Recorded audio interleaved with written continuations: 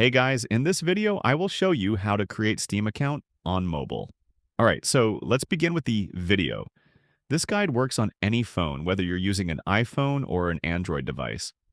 Once you have a Steam account, you'll be able to start using the Steam Store and the Steam Launcher. To begin, open a web browser of your choice. In this example, Chrome is being used.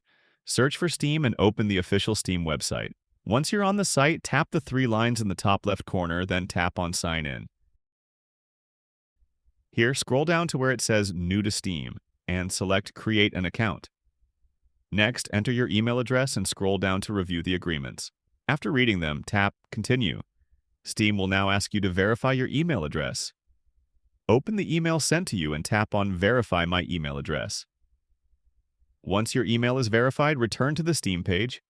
Enter your desired Steam account name. Keep in mind that usernames must be unique, so if the name is already taken, you'll need to choose another one. When you're ready, tap Done and your account will begin creating. And that's it. So that's basically how you can create Steam account on mobile. So that's all for this video. See you in the next one. Thanks.